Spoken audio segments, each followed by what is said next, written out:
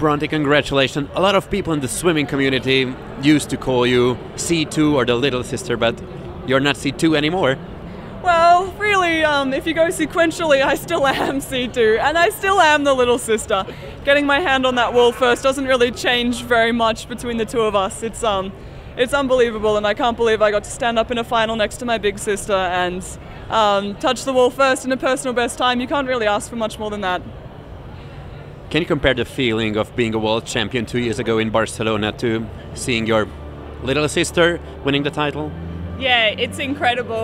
For her to experience that is, you know, something very, very special, and I'm so, so proud of her. I know exactly what she's going through because I went through it all 2 years ago, but, you know, it's made all the more special by being able to stand up there together. It's not something that very many people get to do, and we get to share the best times of our lives together, and it's created a very strong bond that will not go away. What's the best thing in having her as your sister? Oh, there's many good things about having Kate as my sister. She makes me breakfast pretty much every morning, so that's a pretty good thing. But really, she keeps me calm, she keeps me motivated, she makes sure that I'm always on top of my game, and without her, I wouldn't be standing on top of the podium, so the medal's half hers, really.